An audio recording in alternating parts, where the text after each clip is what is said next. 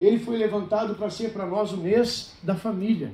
Então, nesse mês de fevereiro, aqui na Family Church, nós vamos falar sobre família.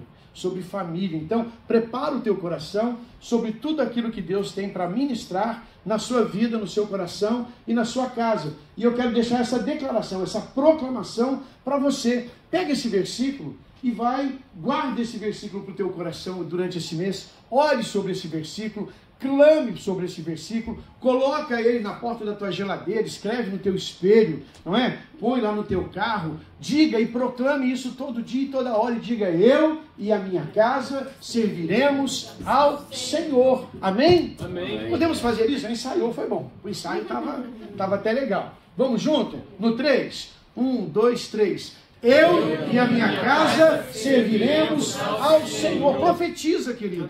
Profetiza sobre a tua casa, profetiza sobre a tua família, profetiza sobre a sua vida, porque Deus vai trazer um tempo de vitória e bênçãos para a nossa casa e para a nossa família. E como Josué, nós vamos declarar: eu e a minha casa serviremos ao Senhor. Então é para isso que nós pedimos os versículos. Para cada mês nós vamos usar um daqueles que vocês mandaram, direcionado para nos dizer sobre aquele mês, uma proclamação para o mês. Então guarde esse versículo no teu coração. Durante todo o mês nós vamos lembrar, todo culto, que eu e a minha casa serviremos ao Senhor. Amém? Amém. Muito bem. Muito bem. Então, mês da família. E neste mês de fevereiro nós queremos celebrar a família. Para isso separamos um versículo que vai expressar essa profecia para fevereiro. Josué capítulo 24, versículo 15. Não é? Eu e a minha casa serviremos ao Senhor. Esta vai ser a nossa proclamação para esse mês. Você está recebendo essa palavra hoje, mas ela carrega em si um peso profético de centenas de anos. Quando Josué disse: eu e a minha casa serviremos ao Senhor. E nessas centenas de anos que vieram depois de Josué, quantas e quantas famílias declararam isso, dizendo: eu e a minha casa serviremos ao Senhor. Até chegar aqui nos nossos dias, e estamos nós aqui proclamando e profetizando sobre a nossa casa, dizendo: eu e a minha casa serviremos ao Senhor. Então, esta será a nossa proclamação. Declare com amor, declare com vontade, declare com fé essa palavra, porque nessa palavra nós vamos ser desafiados, nós vamos ser edificados, nós vamos ser direcionados naquilo que Deus quer colocar e trabalhar no nosso coração nos próximos dias. Hoje, nos próximos domingos, durante o mês de fevereiro, nós vamos conhecer e aprender um pouco sobre algumas famílias na Bíblia, que tiveram a sua estrutura transformada através da ação do Espírito Santo, de como Deus usou a família e usa a família até hoje para nos fazer crescer, para nos fazer experimentar graça, experimentar perdão, experimentar graça e misericórdia da parte de Deus. Então Deus usa a família de uma forma muito especial. A gente diz que a família é a primeira faculdade que você faz na vida. E você não se forma nunca. Você não se forma nunca, porque a gente sempre está vivendo em família. Não é? Você nasce, você é filho, você cresce, você se casa, torna marido. De marido você tem filhos e se torna pai. Não é? E aí você vai lembrar dos conselhos do teu pai e entender os conselhos que a mamãe dizia. E você vai dizer as mesmas coisas para o teu filho, e você vai dizer assim: meu Deus, por que eu não ouvi minha mãe? Por que eu não ouvi meu pai? Não é? Por que eu não entendi quando minha mãe cobrava, quando minha mãe puxava a minha orelha? Agora que eu sou pai, eu estou entendendo. Infelizmente, a gente demora um pouco para aprender. Por isso que a faculdade da família não tem fim. Ela vai com você até o último dia da sua vida. Tá certo? Mas é você quem escolhe qual vai ser a grade que você vai estudar nessa faculdade. Você quer estudar a grade do amor? Você quer estudar a grade da confusão? Você vai estudar também.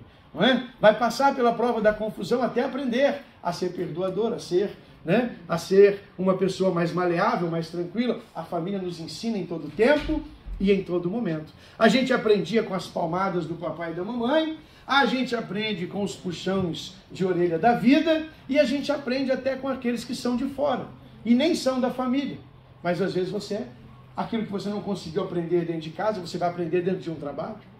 Você vai aprender com um chefe que às vezes você achava que o teu pai era ruim, na hora que você encontrou aquele chefe, você fala assim, meu Deus, saudade do meu papai. Não é? Ah, eu era feliz e não sabia, pastor. Não é? Tinha que ir para a escola, era um desafio, chorava, reclamava. Comecei a trabalhar agora que eu estou vendo como é que é. É agora, é agora. É assim que a gente aprende, é assim que a gente aprende. Então, nos próximos domingos, nós vamos usar a palavra de Deus para nos ensinar, através de algumas famílias, aquilo que Deus quer trabalhar também no meu e no seu coração nesses últimos dias. Amém? Amém. Gente, é na família que a gente aprende a amar, a perdoar, a obedecer, a compartilhar, não é? Quem nunca foi aquela criança que diz assim, é meu, não é? É meu, não é? É meu, é meu. Lá em casa, o Agner sempre muito cuidadoso com os brinquedos dele. Até a diferença de idade dele para a Adriele são 5 anos. Então até os 6, 7 anos, ele tinha tudo guardadinho. Os carrinhos dele, as coisinhas dele lá, os brinquedinhos, os presentes preferidos que ele tinha ganho. Ele não quebrava nada. Aí um dia, Deus abençoou a vida dele e deu para ele uma irmã, chamada Adriele. Cadê a Adriele? Já vazou. A Adriele, meu filho, as bonecas dela pareciam o Chuck. Sabe o Chuck, aquele bonequinho do filme lá? Ela maquiava as bonecas, penteava, pegava a canetinha, o que ela via na frente, ela pintava a boneca e tal. Tinha uma boneca que eu olhava para a boneca e expulsava, sai! Em nome de Jesus! Meu Deus do céu, que coisa feia que era aquilo. E ela arrebentou todos os brinquedos dele. Aí um dia ele falou assim, pai, minha irmã veio na minha vida para bagunçar tudo. E é assim que a gente aprende, né? Assim que a gente aprende, a dividir, a compartilhar, né? Ah, filho, deixa ela é boazinha, mas os carrinhos não sobravam uma rodinha nos carrinhos. Né? Sempre assim, sempre assim, sempre assim. E na nossa família não vai ser diferente, na nossa casa, na casa de vocês, não vai ser diferente. Nenhum irmão é igual ao outro, nenhum irmão é igual ao outro, nenhum filho é igual ao outro. Meu pai costumava dizer o seguinte, ele tinha discussões, eu tenho uma irmã que é mais velha do que eu, 6 anos. Então a gente era jovem ainda. Quando meu pai faleceu, eu tinha por volta de 10 anos. Mas dos 7 até os 10 anos, eu podia brincar na rua. Aquele tempo podia brincar na rua. A gente brincava na rua até tarde. Pega-pega, esconde-esconde. Aquelas brincadeiras gostosas, não é? Que tinham lá na nossa infância. E a minha irmã, 6 horas da tarde, a ordem era, você entra para dentro. Mas ela era 6 anos mais velha do que eu. E a briga dela com meu pai era essa. Por que que ele pode? Ele tem só 6 anos, eu tenho 13. Por que que eu não posso? Por que que eu não posso? Meu pai dizia assim, você é moça, você é menina, você vai para dentro antes de escurecer. E eu chegava em casa às 9, 10 horas da noite. Né? Mas era a política que o meu pai tinha em casa. Né? Eu vou falar aqui como ele falava e vocês vão dar risada. Ele diz assim, eu prendo minhas cabritas e solto meus bodes. Ele falava, o menino está solto, a menina está presa. Não pode ficar para a rua. Era assim que ele pensava. Era assim que ele tinha. Era assim que nós fomos educados. Então, o menino podia ficar até mais tarde, a menina não. Mas o menino era pequenininho, era jovem, mas podia. A menina não. Pronto, acabou. Ia discutir como? Como é que ia resolver isso? Não é? Naquele tempo o pai falava e estava falado. Não é? Mas passa para dentro. Passa para dentro. Era assim a conversa. Não é? Era assim a conversa. Então é na família que a gente aprende. Amar, perdoar, obedecer, compartilhar, ceder. Não é tão difícil ceder, tão difícil abrir mão, não é? Mas a família é a maior escola do mundo, gente. A gente nasce, a gente cresce e a gente morre aprendendo com a nossa família. Quem não tem aquele primo encrenqueiro? Toda festa de fim de ano da bagunça. Não é? Quem nunca teve? Meu pai tinha um primo dele que ia, toda festa que tinha em casa, esse primo ia, esse menino tomava umas a mais e o rapaz ficava valente, aquele, sabe, aquelas pessoas valentes. Toda festa ele causava confusão. Era uma bênção. Era uma bênção. Mas veja, família foi criada por Deus. O projeto da família, ele é feito por Deus. E pode parecer complicado, pode parecer difícil. A minha é complicada, vocês não sabem metade do problema que eu tenho. Não é? Vocês não sabem metade do problema que tem. Família é complicado. Um dia o filho está triste, outro dia o filho está chateado, outro dia a mulher está nervosa, outro dia ela está nervosa também. Né? E no outro dia também, aí depois vai acalmando, a gente dá chocolate, dá flor, dá vestido novo, né? A gente vai depositando para ver se a coisa melhora. Não é? Mas é assim, família. É assim. Eu tenho uma irmã, eu acabei de falar para vocês, não é? Eu tenho uma irmã, ela mora no Brasil. Eu fico um tempão sem falar com ela. A gente foi criado assim, normal. A gente se ama, a gente tem uma amizade maravilhosa. Mas ela liga na minha casa. Quando tinha telefone fixo, eu atendi o telefone, ela falava assim, oi, tudo bom? Tudo. Aí eu ia falar assim, como você tá? Ela falava assim, deixa eu falar com a Sheila. E já me desprezava, ia conversar com a minha esposa, ia resolver as coisas. Até hoje, ela está programando para vir para cá. Para quem que ela mandou recado avisando que ela vai vir para cá? Vai ser, né? Mas eu que sou irmão dela. É assim, família. E eu tô triste? Não. Eu tô chateado? Não. Porque eu sei que nós fomos criados assim. A gente pode ficar 6 meses sem se ver, sem se falar. Mas quando a gente se vê, a gente se abraça, se beija, e é uma maravilha. Então a gente tem que aprender a se movimentar dentro da família. Mas eu quero trazer para você hoje algo maravilhoso. O tema da nossa mensagem é esse: a família que governa. A família que governa. Aí você deve estar pensando assim, pastor, que texto é esse? Que tema é esse da família que governa? Eu vou explicar para você, você fica paciente que vai dar tudo certo. Amém? Amém. Eu queria que você voltasse comigo lá na criação. Gênesis capítulo 1. Gênesis capítulo 1, eu vou começar a pregar e vou parar em 15 minutos, então você corre comigo, tá? Eu quero só introduzir o tema hoje, e nas próximas semanas a gente vai falar sobre algumas famílias maravilhosas. Mas nós precisamos tratar esse tema específico hoje, é muito importante. A família que governa. Gênesis capítulo 1, a partir do versículo 26. Você vai lembrar desse texto, você já conhece. Você ia lá na escolinha dominical, como nossos filhos estão lá agora na salinha, e você era ensinado sobre aquilo que Deus fez na sua criação. Vamos lá? Gênesis capítulo 1, versículo 26. Diz assim a palavra: Então disse Deus, façamos o homem à nossa imagem, conforme a nossa semelhança. Domine ele sobre os peixes do mar, sobre as aves do céu, sobre os grandes animais de toda a terra e sobre todos os pequenos animais que se movem rente ao chão. Criou Deus o homem à sua imagem, a imagem de Deus o criou. Homem e mulher os criou. Deus os abençoou e lhes disse: sejam férteis, multipliquem-se, encham e subjuguem a terra. Dominem sobre os peixes do mar, sobre as aves do céu, sobre todos os animais que se movem pela terra. E disse mais o Senhor: eis que dou a vocês todas as plantas que nascem em toda a terra e produzem sementes, e todas as árvores que dão frutos com sementes. Elas servirão de alimento para vocês. Eu dou todos os vegetais como alimento, a tudo o que tem em si fôlego de vida, a todos os grandes animais da terra, a todas as aves dos céus e a todas as criaturas que se movem rente ao chão. E assim foi. E Deus viu que tudo o que havia feito e tudo o que havia ficado muito bom. Passaram-se tarde e amanhã, e este foi o 6º dia da criação. Muito bem.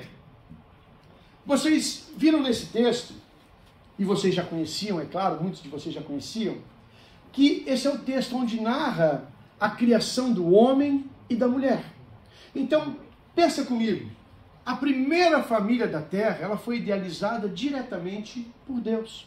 O ter família não é um planejamento da sociedade. E a sociedade decidiu que é importante o homem se casar com a mulher, terem filhos e formarem uma família e assim formarem também uma sociedade. Não. Quem pensou, quem planejou, quem estipulou e quem disse como deveria ser foi o próprio Deus. No meu e no seu casamento tiveram testemunhas que compareceram lá. Você levou padrinhos, não foi? Você levou madrinhas, você levou sua família, você levou um pastor, um padre, quem de repente casou na igreja católica. um sacerdote de alguma religião, ele fez o teu casamento, ele foi testemunha entre você e a mulher, entre a mulher e o seu marido. Mas lá no Éden, Adão e Eva tiveram somente uma testemunha, o próprio Deus.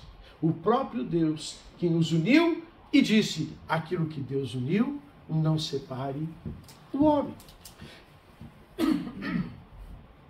Então veja, o plano de Deus para a família, ele sempre foi o simples e direto.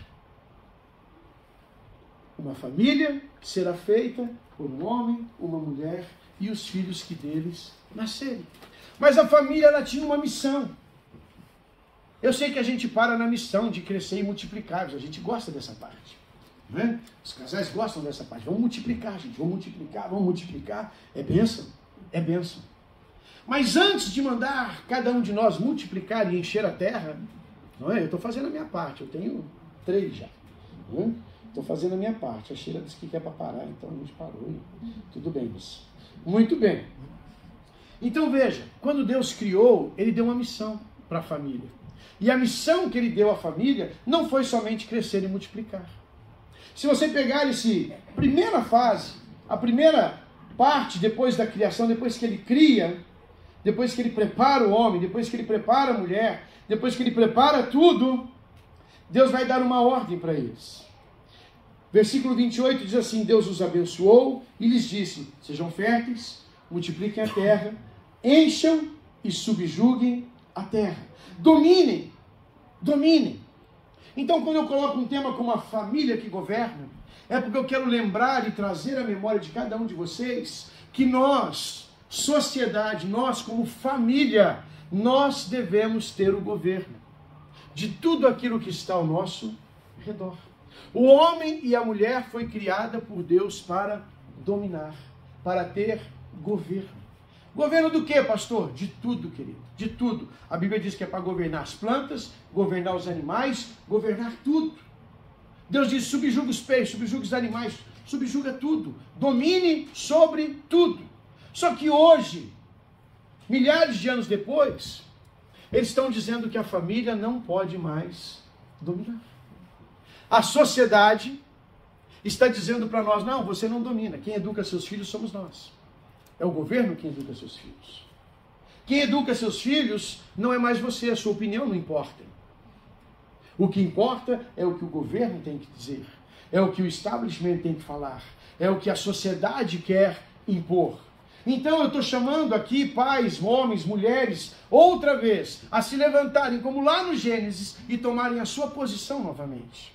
Nós, como famílias, precisamos olhar ao nosso redor e entender que é tempo da família governar de novo. De pais e mães voltarem a governar. Governar o quê, pastor? O senhor quer que eu me candidato agora a algum cargo eletivo, vereador, prefeito? Não, eu quero que você governe a tua casa. Eu quero que você governe o teu casamento. Eu quero que você governe os teus filhos. Eu quero que você volte àquilo que eu e você fomos chamados a fazer. No princípio de tudo, nós somos chamados para governar. Governar. Homem e mulher chamados para governar. E nós fomos abrindo mão desse direito. Nós fomos abrindo mão desse dever que nós temos. E nós fomos abrindo mão. O Estado educa, a escola educa, a igreja ensina a palavra. Não, querido. Não, querido. Um pai que governa, uma mãe que governa, ensina a palavra de Deus para os seus filhos em casa. Um pai que governa, uma mãe que governa, educa os seus filhos em casa. Ele vai para a escola para aprender matemática, português, inglês, história, mas educação a gente dá em casa. Um pai e uma mãe que governa, ele não muda os papéis do seu casamento. Nós homens hoje temos uma ideia. Qual que é a missão do homem hoje, pastor? Se eu perguntar para você, você vai dizer, eu tenho que prover, pastor. Eu tenho que sair, trabalhar, prover e trazer alimento, dinheiro, pagar as contas. Não, filho. Não é só isso. Você é provedor, mas você também é governador da tua casa. Governador da tua família. Não adianta eu ficar olhando para a sociedade lá fora e metendo a boca e reclamando dela, e dizendo que está perdido, e dizendo que está mal, e dizendo que está ruim, se eu não tomo a minha postura de governo. Porque a sociedade ela é formada por famílias. E se cada um governar a sua casa e a sua família, a sociedade passa a ser governada por quem ela tem de direito ser. E eu não estou falando de política aqui. Estou falando de fé. De fé. Nós pais, nós mães, nós maridos, nós mulheres, nós precisamos retomar o governo da nossa família. Retomar o governo da nossa casa. Retomar aquilo que foi nos dado em nossas mãos pelo nosso Pai. Ele nos deu o direito de governar. Ele nos deu o poder de governar. Ele disse, subjugue, domine, seja. Eu assisti uma imagem essa semana que me cortou o coração. Me entristeceu demais. Uma mãe, uma senhora já, de uns 40 e poucos anos, ou mais, eu acho que até mais. Ela tinha um menino de uns 8, 10 anos, e ela estava com a irmã dela em casa, sentada assim, conversando, e esse menino vinha e batia nessa mulher, e dava tapa nessa mulher, e puxava o cabelo dessa mulher. E ela tentando conversar com a irmã. E a irmã dizia assim, minha irmã, dá um tapa logo nesse menino. Chega pra lá nesse menino. E ela fazia assim pro menino, não, filhinho, não puxa o cabelo da mamãe. Não, filhinho, não bate na cara da mamãe. Não, filhinho, você não pode fazer assim. Isso não é uma mãe que governa. Isso não é um exemplo de mãe que governa. Nós não precisamos bater em nossos filhos. Nem sempre é necessário. Não estou incentivando ninguém aqui a sair batendo em seus filhos. Por favor. Mas de vez em quando é necessário uma correção. De vez em quando é necessário um puxão de orelha. De vez em quando é necessário, né, uma correção mais forte. Mais forte. É necessário tomarmos a rédea daquilo que nós somos. É necessário voltar a sermos as famílias que governam a nossa sociedade. É necessário voltar a dizer para sua esposa e para o seu marido que é vocês quem vão direcionar a casa de vocês. Sabe, marido e mulher, homens, mulheres, nós somos o leme. A nossa família é um grande navio, um grande barco, onde nós carregamos pai, mãe, filhos, primos, parentes, todo mundo ali. Deus é o motor que move tudo isso, mas nós somos o leme, e nós decidimos para que lado esse barco vai, para que lado esse barco caminha, qual a direção que esse barco toma. Então eu quero chamar vocês aqui, hoje, nesta manhã, trazer à sua memória isso, que você e eu precisamos retomar o nosso papel na nossa sociedade, o nosso papel na nossa igreja. Sabe, papai, as professoras estão lá, elas estão ensinando nossos filhos, mas não é obrigação delas ensinar nossos filhos, nem é o único papel exclusivo delas. Não adianta você dizer para o teu filho, lê a Bíblia, se você não lê. Não adianta você dizer para os seus filhos, ora, se você não ora. Meu pai falava isso para mim. Meu pai dizia assim, faça o que eu mando e não faça o que eu faço. Mas eu fazia o que ele fazia e não fazia o que ele mandava. Porque um exemplo é muito mais forte do que uma palavra. E meu pai gostava de uma caipirinha. Não, meu também. E o bonitão aqui com 7, 8 anos gostava do quê? Eu também. Mas ele dizia assim, amém, irmão? Nós confessamos o nosso pecado. A Bíblia diz que aquele que confessa encontra misericórdia. Amém. Glória a Deus, aleluia. Aleluias. Aleluias. Com 10, 11 anos de idade, eu já sabia fazer a minha própria. Sabia fazer a minha própria.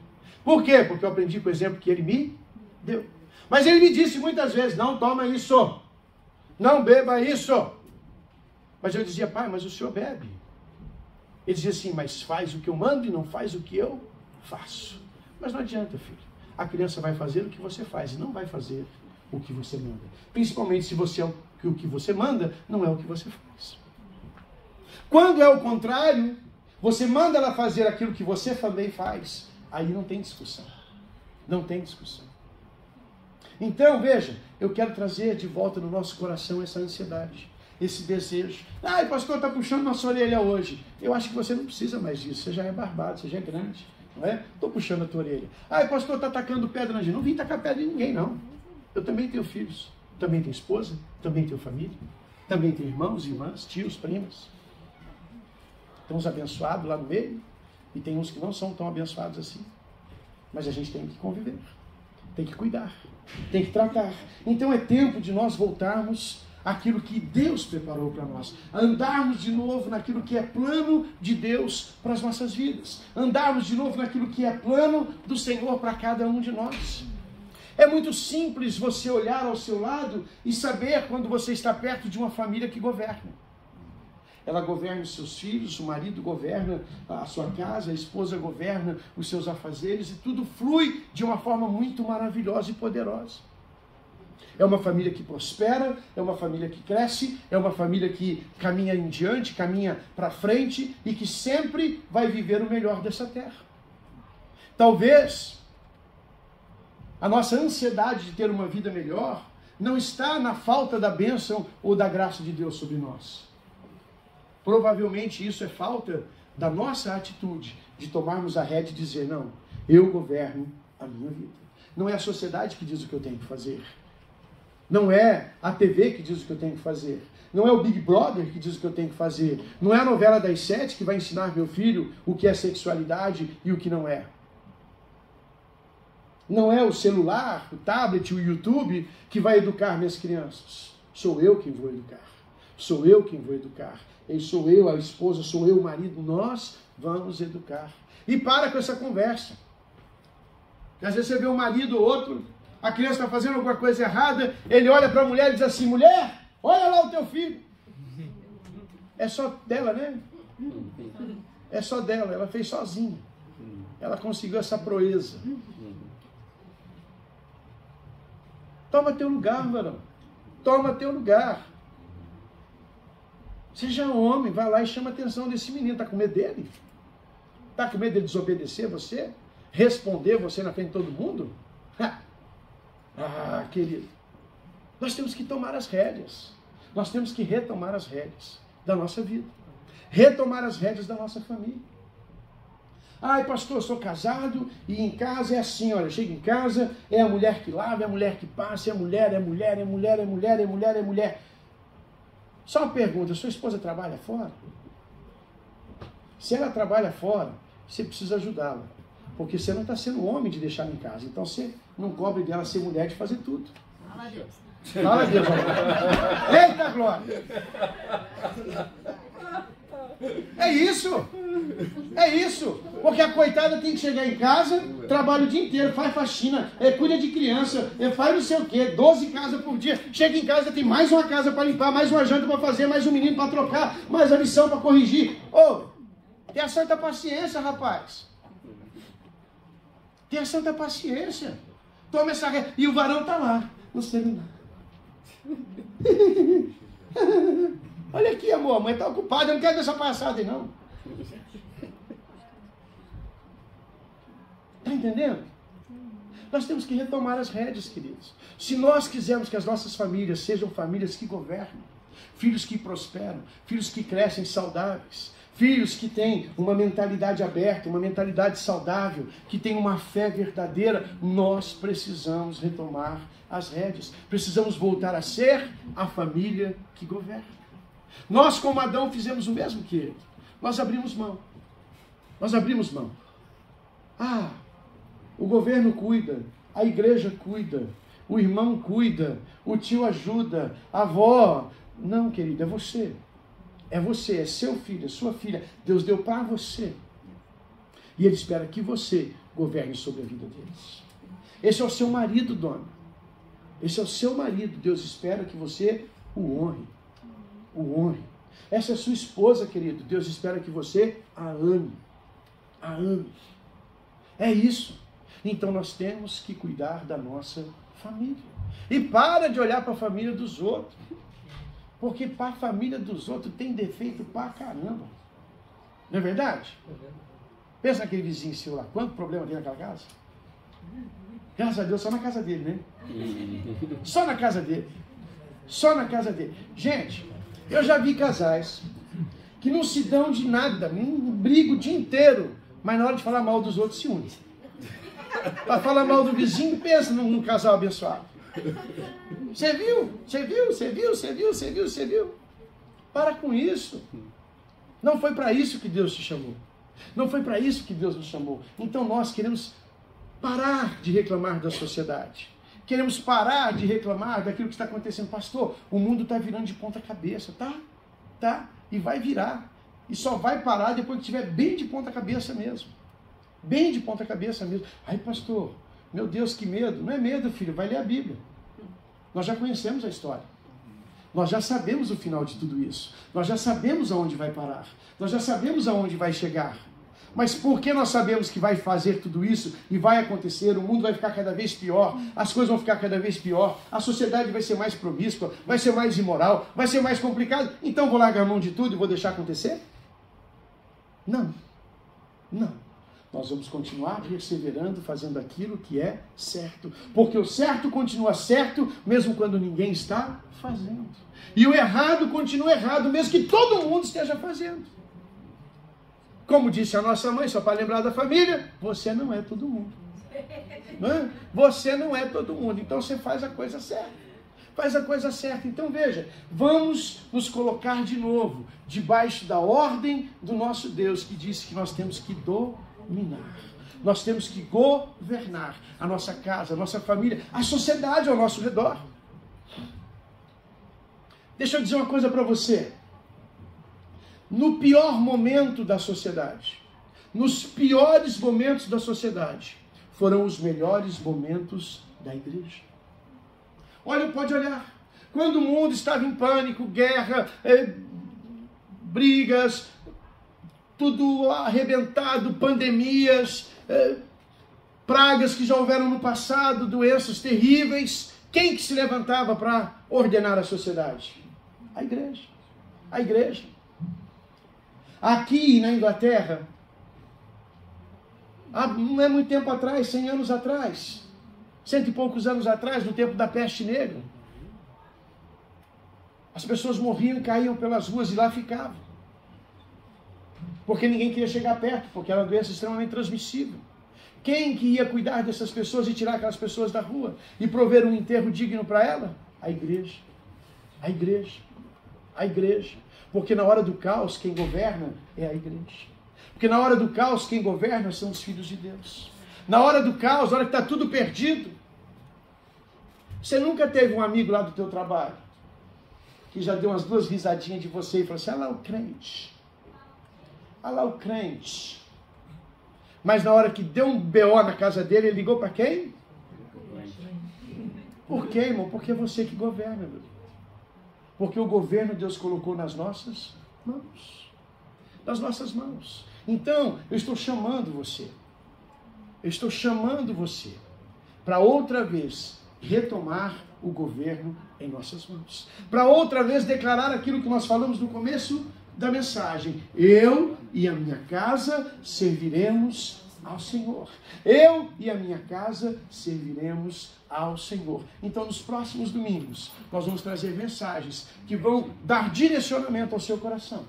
Vão dar direção à sua casa, à sua vida, à sua família. A ajudar você a retomar o seu papel de homem, de mulher, de filho, de pai na sociedade e trazer para dentro de novo da tua casa o governo do nosso Deus. Amém? Quem gostaria de ter novamente o governo de Deus na sua casa? Eu gostaria, eu quero, eu preciso disso. Eu preciso disso. Vamos ficar de pé todos nós.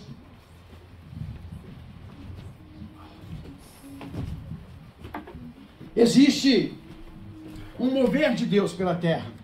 Porque, como eu disse, é no tempo do caos que a igreja se levanta.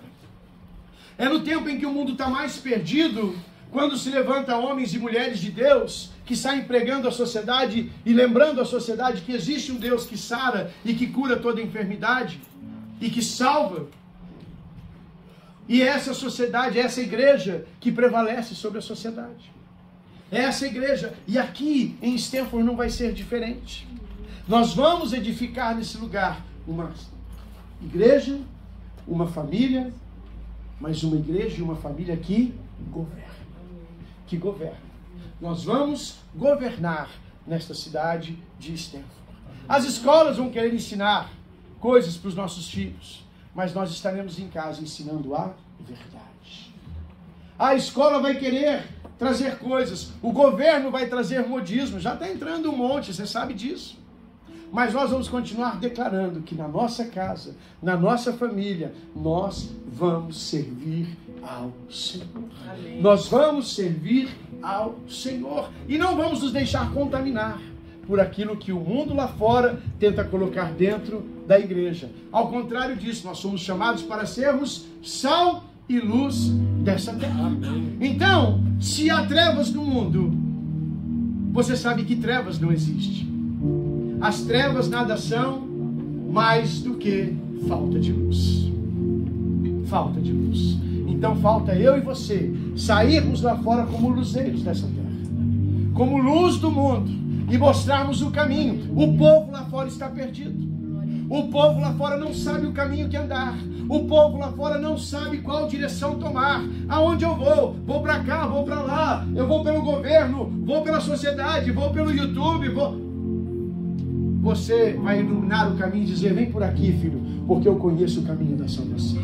Vem por aqui, vem comigo, porque eu conheço o caminho da glória. Eu conheço o caminho da bênção. Eu conheço o caminho daquele que pode todas as coisas e vai trazer a bênção sobre a sua casa e sobre a sua família.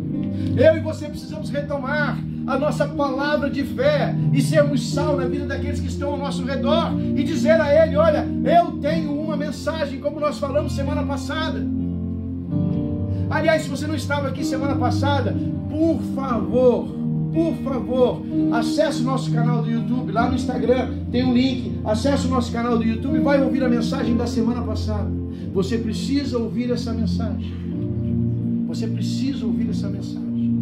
São palavras proféticas trazidas de Deus para a nossa geração, para o nosso tempo, e você precisa ouvir isso, porque eu e você precisamos retomar o nosso papel na sociedade, de sermos não somente crentes do Senhor. Isso é maravilhoso, isso é uma bênção, mas salvação para nós é só o começo. A gente acha que salvação é tudo. Meu Deus, ganha salvação, que bênção, eu vou para o céu, vou para a eternidade, não vou mais para o inferno, estou lindo. Salvação é só o começo, querido. Salvação é o primeiro passo da